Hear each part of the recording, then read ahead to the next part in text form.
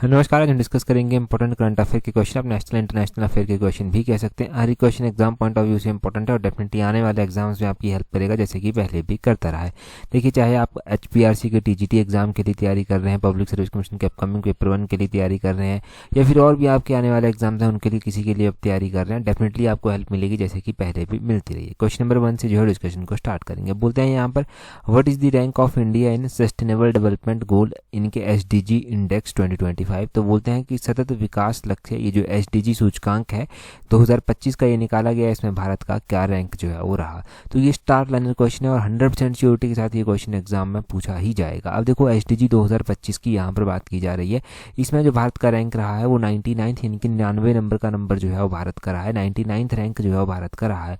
ये पहली बार हुआ है कि भारत जो है वो टॉप 100 में जो है वो आया है। अगर हम देखेंगे टोटल इसके बारे में, तो इंडिया फर्स्ट टाइम जो है वो टॉप 100 में आया है और 99th रैंक जो है वो SDG 2025 में जो है वो इंडिया का रहा है।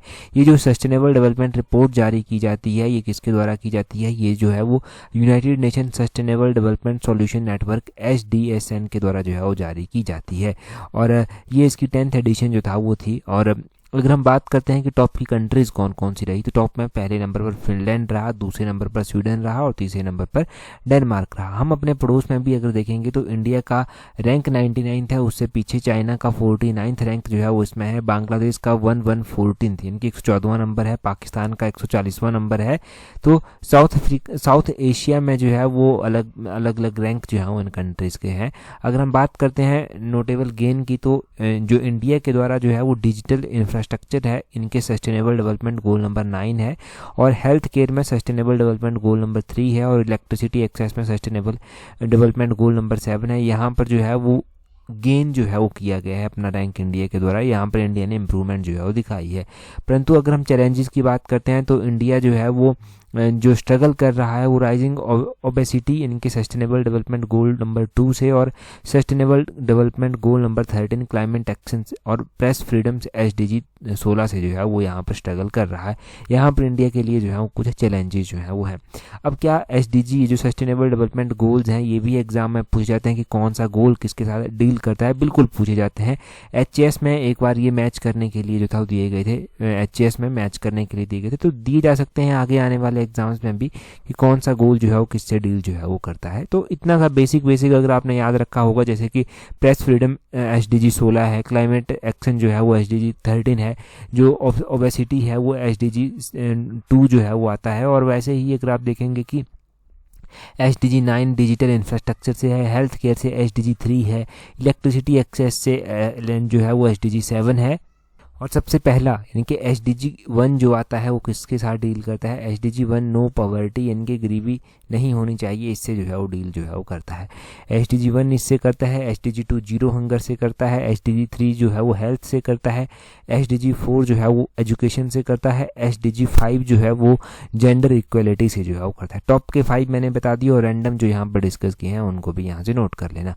अगले क्वेश्चन में बोलते हैं, according to world investment report 2025 what is India's rank in the global FDI inflow, इनके फॉरेन डायरेक्ट इन्वेस्टमेंट की यहाँ पर बात की गई है कि ये जो वर्ल्ड इन्वेस्टमेंट रिपोर्ट 2025 की निकाली गई, इसमें विश्व निवेश रिपोर्ट 2025 की जो थी, इसमें वैश्विक जो FDI है उसके प्रभाव में भारत का कौन सा रैंक रहा है? इसमें भारत का जो है वो 15वां रैंक रहा है, ऑप्शन सी 15th रैंक जो है वो रहा है।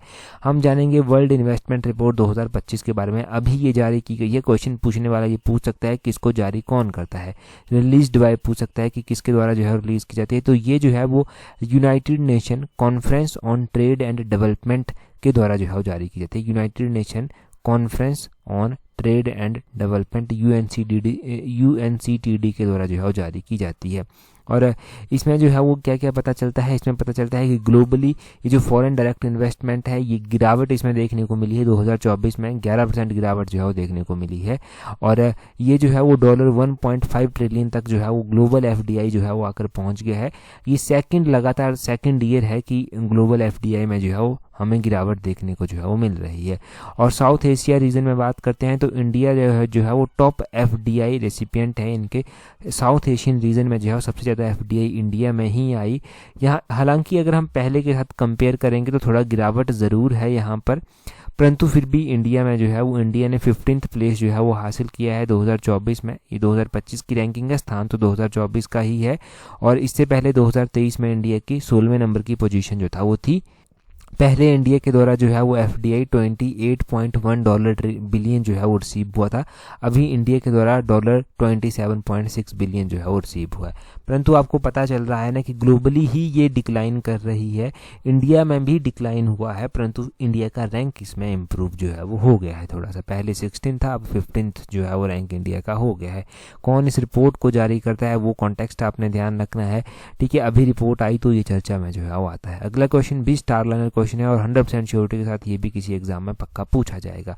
बोलते हैं which of the following Indian institute is ranked highest in 2026 QS world university ranking. तो बोलते हैं निम्नलिखित में से कौन सा भारतीय संस्थान 2026 की QS वर्ल्ड यूनिवर्सिटी रैंकिंग में सर्वोच्च स्थान पर है। तो अगर हम बात करते हैं कि जो QS वर्ल्ड यूनिवर्सिटी रैंकिंग 2026 की निकाली गई है, इसमें जो टॉप की जो इंस्टीट्यूशन रही है इंडिया की वो कौन सी रही है, वो IIT दिल्ली जो है वो रही है। IIT दिल्ली जो है वो टॉप में रहा है। यहाँ पर अगर हम बात करें तो इंडिया की 54 यूनिवर्सिटी जो है वो QS वर्ल्ड यूनिवर्सिटी रैंकिंग 2026 में जो है वो आई हैं। और ये जो है वो इंडिया को जो है वो 4th ऐसी कंट्री बना देता है जो कि इस लिस्ट में जो है चौथे नंबर पर आता है। सबसे ज़्यादा अगर हम बात करते हैं कि QS वर्ल्ड यूनिवर्सिटी रैंकिंग में किस कंट्री से यूनिवर्सिटीज आती हैं, तो US से सबसे ज़्यादा है 192, उसके बाद यूनाइटेड किंगडम से 90 हैं, फिर जो मेनलैंड चाइना है वहाँ से 72 हैं, फिर चौथे नंबर पर अपना भारत आता है। भारत से 54 यूनिवर्सिटीज़ जो हैं वो इस QS वर्ल्ड यूनिवर्सिटी रैंकिंग में जो है वो आई हैं। 8 इंडियन इंस्टीट्यूट्स ऐसे हैं जो कि रैंकिंग में पहली बार जो है वो एंटर किए हैं। This is the highest number of the new entrants from any country. ये हाईएस्ट नंबर है किसी भी कंट्री से। IIT दिल्ली के द्वारा जो है वो टॉप किया गया है और 123 ग्लोबली जो है वो रैंक रहा है। और पहले ये 150 था, अब 123 जो है वो 2025 में ये आ गया है। IIT मद्रास के द्वारा भी काफ़ी इंप्रूवमेंट देखने को मिली है। उसने 47 प्लेसेस जो है वो इम्प्रूव किए हैं। 2025 में 227 नंबर जो है वो उसका रहा है और 180 इन 2026 2026 का भी बताया है वो 180वां रैंक जो है वो यहाँ पर रहा है। अच्छा, जब हम एजुकेशन की बात कर रहे हैं, यूनिवर्सिटीज़ की बात कर रहे हैं, तो बेसिक क्वेश्चन पता होना चाहिए कि जो हमारे शिक्षा मंत्री हैं वो कौन है। धर्मेंद्र प्रधान जो है वो शिक्षा मंत्री हैं भारत के। धर्मेंद्र प्रधान का नाम भी यहाँ पर ध्यान रखें। तो यहाँ से हमने सब डिटेल में जो है वो जान लिए जो एग्जाम में जो है वो बन सकता है। अभी की ये रैंकिंग थी। अगले क्वेश्चन में क्या बोलते हैं which state has become the top performer in digital procurement through the government market place. तो ये जैम पोर्टल है, एक जैम पोर्टल है। इसमें बोलते हैं कि कौन सा स्टेट जो है वो डिजिटल प्रोक्यूरमेंट में जैम पोर्टल के थ्रू जो है टॉप का परफॉर्मर स्टेट जो है वो बना है। तो ये जो है वो उत्तर प्रदेश स्टेट जो है वो बना है। ऑप्शन C जो है वो सही आंसर हो जाएगा। ये जो गवर्नमेंट मार्केट प्लेस एक पोर्टल है, ये क्या है पहले उसके बारे में थोड़ी सी जानकारी लेते हैं। तो वो बेसिकली होता क्या है ना, इस जैम पोर्टल से, इस पोर्टल से ना आप चीज़ों को ऑनलाइन खरीद सकते हैं, बेच सकते हैं। वैसा नहीं कि ये अमेज़ॉन की तरह, नहीं वैसा नहीं है ये पोर्टल। ये पोर्टल थोड़ा अलग है। जैसे सेंट्रल गवर्नमेंट के कुछ ऑफिस हैं, स्टेट गवर्नमेंट के कुछ ऑफिस हैं, उनको कुछ भी बाय करना है तो जैम पोर्टल के थ्रू बिडिंग की जा सकती है। जैम पोर्टल के ऊपर जो चीज़ें होंगी वो एक रीजनल भी मानी जाएंगी, गवर्नमेंट रेट्स माने जाएंगे और वहाँ पर एक ट्रांसपेरेंसी भी जो है वो हमेशा बनी रहती है। ये जैम पोर्टल लॉन्च कब किया गया था, गवर्नमेंट मार्केट प्लेस पोर्टल? तो ये पोर्टल 2016 में जो था वो लॉन्च किया गया था। 2016 में ये पोर्टल लॉन्च किया गया। उसके बाद काफ़ी यहाँ से प्रोक्यूरमेंट जो है की जाती है, चाहे वो ऑनलाइन बिडिंग हो गया, ऑक्शन हो गया, बिडिंग हो गया, कुछ भी ऐसा करना है तो यहाँ से जो है वो ईजिली हो जाता है। ऑफिस में भी ट्रांसपेरेंसी बनी रहती है और ऑनलाइन यहाँ पर प्राइस कंपेयर करने का एक मौका मिल जाता है। यहाँ पर जो है वो high range of product varieties मिल जाती हैं, अलग अलग प्रोडक्ट्स की वैरायटीज़ मिल जाएंगी ताकि सुविधा बनी रहे। ये पोर्टल है ही उसके लिए कि सुविधा बने रहे, काम इजीली हो जाए, ट्रांसपेरेंसी के साथ काम हो जाए। तो ये है government market place portal, GeM portal, और इसमें उत्तर प्रदेश स्टेट के द्वारा टॉप किया गया है। अगर आप करंट अफेयर पढ़ते हैं तो लास्ट ईयर 2024 में जो है वो एक ई कॉमर्स प्लेटफॉर्म की जो है वो लिस्ट निकाली गई थी। उसमें से जैम पोर्टल को जो है वो पूरे वर्ल्ड में तीसरा स्थान जो था वो मिला था। तो जैम पोर्टल को जो है वो तीसरा स्थान पूरे वर्ल्ड में जो था वो मिला था अगर ई कॉमर्स प्लेटफॉर्म्स की जो है वो बात की जाती है। हमने ये भी पढ़ लिया कि ये पोर्टल 2016 में लॉन्च किया गया था। अच्छा, कौन सी मिनिस्ट्री के द्वारा इसको लॉन्च किया गया था? Ministry of commerce and industries के द्वारा जो है वो इसको जो था वो लॉन्च किया गया था। तो ये भी पता होना चाहिए कि किस मिनिस्ट्री ने जो है वो इसको लॉन्च किया था। कौन सा स्टेट यहाँ पर टॉप किया? उत्तर प्रदेश स्टेट जो है वो यहाँ पर टॉप किया। बस इतना एनफ है। एग्जाम में कुछ पूछा गया पोर्टल के बारे में तो यहीं से जो है वो इजीली कवर हो जाएगा। अगला क्वेश्चन हम देखेंगे नेक्स्ट क्वेश्चन में क्या पूछा गया है। अगला क्वेश्चन हम डिस्कस करें उससे पहले देखिए, अगर आप तैयारी कर रहे हैं अपकमिंग टीजीटी के एग्जाम के लिए, आप जो है वो अपकमिंग एचपीआरसी के जेपीटी एग्जाम के लिए तैयारी करें, तो आप हमारी कॉम्प्रिहेंसिव टेस्ट सीरीज को जो है ज्वाइन कर सकते हैं, जिसका लिंक नीचे डिस्क्रिप्शन बॉक्स कमेंट बॉक्स में दिया गया। देखो, टेस्ट सीरीज को आप टाइमली ज्वाइन कर सकते हैं ताकि आपकी स्टडी को एक प्रॉपर शेप मिल सके, आपको रिवीजन का भी एक प्रॉपर टाइम मिल सके। बहुत सारे कमेंट्स ऐसे भी आए थे कि हमें ना पता नहीं चल रहा कि कौन सा सही टाइम रहेगा इसको ज्वाइन करने का। देखो, टाइम तो अभी सही है इसको ज्वाइन करने का। अगर टाइमली ज्वाइन करते हैं, टेस्ट शीट्स को अच्छे से कवर करेंगे, तो उसको 2-3 बार रिवाइज भी करना होगा आपको। रिवाइज भी कर पाएंगे आप, वहाँ से चीज़ों को समझ पाएंगे, अपनी कमियों को बार बार एनालाइज कर पाएंगे और उनके ऊपर काम कर पाएंगे। तो ये सही टाइम है इसको ज्वाइन करने का। सही टाइम भी है और सफिशिएंट टाइम भी है आपके पास।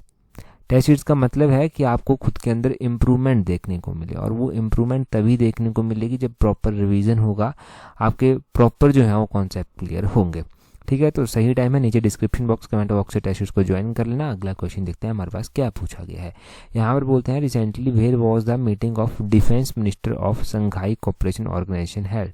तो ये बात की जा रही है 2025 में। 2025 में जो डिफेंस मिनिस्टर की मीटिंग होने जा रही है, एससीओ के डिफेंस मिनिस्टर्स की मीटिंग, वो कहाँ पर होने जो है वो जा रही है। देखो, एससीओ के जो डिफेंस मिनिस्टर हैं उनकी मीटिंग अभी होने जा रही है, और ये जो है वो चाइना में होगी। चाइना के क्विनगेडाओ रीजन में जो है ये होंगी। ऑप्शन डी यहाँ पर जो है वो सही आंसर इसका होगा। अब एससीओ की ये डिफेंस मिनिस्टर की जो है वो मीटिंग है 2025 की, ये होने जा रही है चाइना में। चाइना में अभी होगी, और इंडिया की ओर से जो हमारे डिफेंस मिनिस्टर हैं राजनाथ सिंह जी, वो यहाँ पर जो है जाकर भाग लेंगे। परंतु इससे पहले जब ये 2024 में हुई थी, तब ये कहाँ पर हुई थी? 2024 में ये अस्ताना में जो था वो हुई थी। कजाकिस्तान अस्ताना में जो था ये 2024 में हुई थी। 2025 में जो है ये चाइना में होने को जो है वो जा रही है। चाइना में ये अभी होगी। अब यहाँ पर बात एससीओ की कर ली जाए, संघाई कोऑपरेशन ऑर्गेनाइजेशन की कर ली जाए, क्योंकि यहाँ से भी पक्का एक क्वेश्चन एग्जाम में बनता ही है। देखो, एससीओ की अगर हम बात करते हैं कि एससीओ में जो है कौन कौन से मेंबर कंट्रीज जो है वो आती हैं, तो इसमें जो है वो एससीओ में 10 मेंबर कंट्रीज जो है वो आती हैं। इसमें China, Russia, Kazakhstan, Kyrgyzstan, Tajikistan, Uzbekistan, India, Pakistan, ये इसमें आती हैं। ईरान ने इसको 2023 में ज्वाइन किया है। बेलारूस ने इसको 2024 में जो है वो ज्वाइन जो है वो किया है। तो ईरान, बेलारूस भी इसके मेंबर जो है वो बन चुके हैं। एससीओ की अगर हम बात करते हैं तो इसकी स्थापना जो था वो लगभग 2001 में जो था वो की गई थी। 2001 में इसकी स्थापना जब की गई थी तो रशिया, चाइना, किर्गिस्तान हो गया, कजाकिस्तान हो गया, तजाकिस्तान हो गया, उज्बेकिस्तान हो गया, ये इसके मेंबर जो था वो हुआ करते थे। इंडिया जो है वो ओरिजिनली एससीओ का मेंबर जो था वो नहीं हुआ करता था। इंडिया बाद में चलकर जो है वो एससीओ का मेंबर जो है वो बना है। अच्छा, बाद में चलकर अगर एससीओ का मेंबर ये बना है इंडिया, तो कौन से ईयर में जो है वो इंडिया एससीओ का मेंबर जो है वो बना है? और क्या इंडिया उस टाइम अकेला ही एससीओ का मेंबर बना था? नहीं, अकेला नहीं बना था इंडिया जो है वो पाकिस्तान के साथ मिलकर जो था वो यहाँ पर इंडिया के साथ पाकिस्तान को भी उस टाइम एससीओ का मेंबर जो था वो बनाया गया था। कौन से ईयर की ये बात रही थी? तो ये जो था वो 2017 में जो है वो इंडिया और पाकिस्तान जो था वो इसके मेंबर बने थे। अस्ताना में ये समिट जो था वो हुई थी, जहां पर इंडिया और पाकिस्तान इसके मेंबर जो था वो बने थे। तो अस्ताना समिट में इंडिया, पाकिस्तान इसके मेंबर बने थे। अभी जो रिसेंट में कंट्री बनी है, ईरान हो गया, बेलारूस हो गया, वो भी आपने जान लिया कि ये भी एससीओ के मेंबर जो है वो बन चुके हैं। अच्छा, एससीओ की बात हो रही है तो एससीओ का जो हेडक्वार्टर है वो कहाँ पर जो है वो स्थित है? एससीओ का जो हेडक्वार्टर है वो भी आपने ध्यान रखना है कि बीजिंग, चाइना में जो है वो इसका हेडक्वार्टर जो है वो आता है। प्रेजेंट टाइम में 10 मेंबर स्टेट जो हैं वो इसके आते हैं, 10 मेंबर कंट्रीज इसकी आती हैं। इतना इनफ है एससीओ के बारे में। अगला क्वेश्चन देखिए क्या बोलते हैं। यहाँ पर बोलते हैं Ambubachi Mela is an annual religious festival held in which state. तो बोलते हैं कि जो अंबुबाची मेला आता है ये किस राज्य में जो है वो आयोजित किया जाता है? ये एक वार्षिक धार्मिक त्यौहार जो है वो है। ये एक वार्षिक धार्मिक त्यौहार है, वो हर साल ये असम में जो है वो ये सेलिब्रेट किया जाता है। ऑप्शन बी सही आंसर इसका हो जाएगा। अच्छा, असम में हर साल ये मनाया जाता है। अंबुबाची मेला जो है वो असम के कामाख्या टेम्पल में, गुवाहाटी में जो है वो मनाया जाता है। तो ये भी इंपॉर्टेंट पॉइंट बन गया है कि ये कामाख्या टेम्पल जो है वो कहाँ पर स्थित है? ये गुवाहाटी में जो है वो स्थित है, जहाँ पर ये अंबुबाची मेला जो है वो लगता है। अभी मनाया गया तो इसीलिए जो है ये चर्चा में आया। मेन रीज़न यही रहा चर्चा में आने का। अगर हम त्योहारों की बात कर रहे हैं तो असम में हमारे पास और भी इम्पोर्टेंट त्यौहार मनाए जाते हैं। बिहू त्यौहार यहाँ पर मनाया जाता है, अम्बुबाची मेला यहाँ पर मनाया जाता है, यहाँ पर जो है वो माजुली मेला भी जो है वो मनाया जाता है। माजुली मेला यहाँ का ध्यान रखना है। अच्छा, अगर हम लोकेशन देखते हैं आसाम की कि कहाँ पर है, तो यहाँ पर आता है आसाम, नॉर्थ ईस्ट में जो है वो आसाम जो है वो आता है। दिसपुर जो है वो इसकी कैपिटल यहाँ पर आ जाती है। आसाम जो है वो बाउंड्री किस किस के साथ शेयर करता है, यहाँ पर एक तो आप देखेंगे कि ये भूटान के साथ इंटरनेशनल बाउंड्री लगाता है, दूसरा ये बांग्लादेश के साथ लगाता है इंटरनेशनल बाउंड्री। और इंडियन स्टेट्स में अरुणाचल प्रदेश एक तरफ आता है, नागालैंड एक तरफ आता है, मणिपुर एक तरफ आता है, मेघालय जो है वो एक तरफ आता है। और यहाँ पर जो है वो हल्की सी बाउंड्री इसकी जो है वो वेस्ट बंगाल के साथ भी लगती है। तो इतने स्टेट्स के साथ जो है वो आसाम बाउंड्री जो है वो लगाता है। काफ़ी बड़ा स्टेट जो है ये है नॉर्थ ईस्ट का। तो इतना सब यहाँ से ध्यान रखना। अगला क्वेश्चन देखिए क्या बोलते हैं। नेक्स्ट क्वेश्चन में बोलते हैं recently Organisation of Islamic Cooperation was in news, it was established in which year. तो OIC Organisation of Islamic Cooperation अभी चर्चा में था। अब बोलते हैं कि ऑर्गेनाइजेशन ऑफ इस्लामिक कॉपरेशन जो है वो कब जो था वो स्थापित किया था, किस वर्ष इसको स्थापित किया गया था। तो इसको 1969 में जो था वो स्थापित किया गया था। अब 1969 में इसको जो था वो एस्टेब्लाइज तो किया ही गया था, परंतु इसके बारे में इंपॉर्टेंट कुछ पॉइंट बनते हैं। क्या क्या बनते हैं? इसकी स्थापना एग्जैक्टली 25 सितंबर 1969 को की गई थी। रबात मोरक्को में इसकी स्थापना जो था वो की गई थी। इसका जो हेडक्वार्टर आता है वो सऊदी अरबिया के जिद्दाह में इसका हेडक्वार्टर जो है वो आता है। इसकी जो मेंबर कंट्रीज हैं 57 मेंबर स्टेट इसके आते हैं।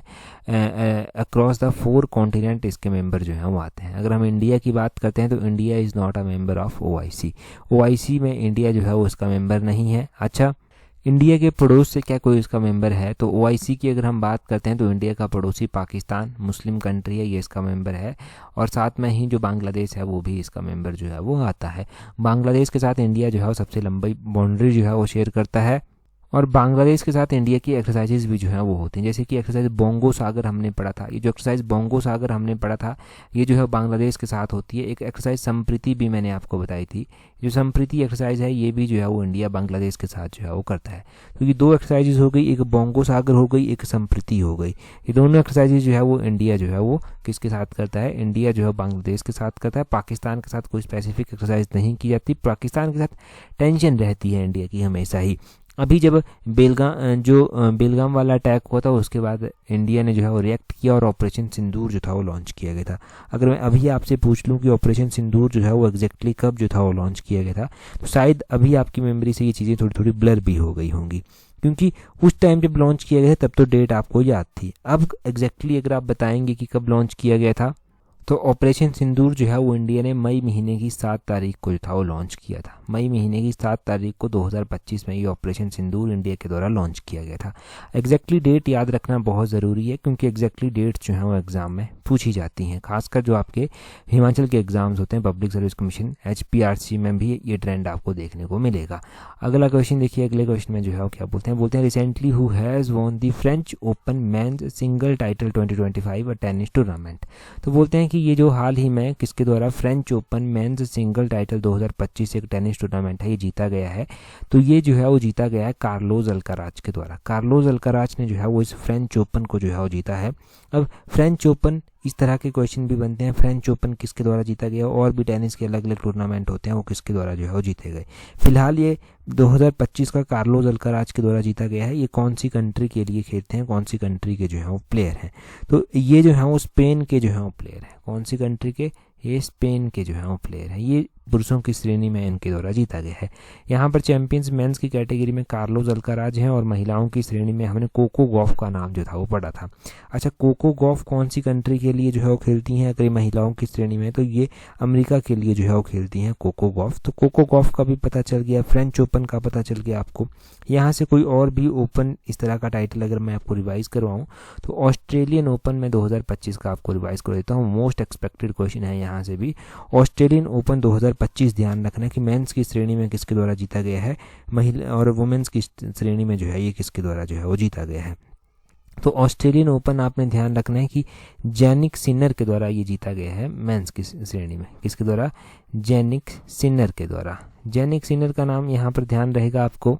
और वुमेन्स की श्रेणी में, महिलाओं की श्रेणी में ये मेडिसन की के द्वारा जो है वो जीता गया है, मेडिसन कीज के द्वारा ये जीता गया है। तो ऑस्ट्रेलियन ओपन महिलाओं की श्रेणी में, पुरुषों की श्रेणी में किस किस के द्वारा ये जीते गए हैं वो आपको पता चल गया। फ्रेंच ओपन का आपको पता चल गया। अभी जो है वो जल्दी ही जो विंबलडन एक टूर्नामेंट होता है, विंबलडन जो ओपन होता है वो भी जो है वो होगा। अभी वो स्टार्ट नहीं हुआ है, 30 जून से वो स्टार्ट होगा। 30 जून से वो स्टार्ट होगा तो वो कौन जीतेगा वो भी हम देखेंगे। परंतु विंबलडन जो ओपन चैंपियनशिप थी वो किसके द्वारा जीती गई थी पुरुषों की श्रेणी में 2024 में कार्लोस अल्काराज के द्वारा ही ये विंबलडन ओपन टेनिस टूर्नामेंट जो था वो जीता गया था। और महिलाओं की श्रेणी में जो था वो बारबोरा क्रेजिकोवा के द्वारा जो था वो जीती गई थी। 2024 की मैं बात कर रहा हूँ। ऑस्ट्रेलियन ओपन, फ्रेंच ओपन 2025 का और विंबलडन 2024 का हमने जाना।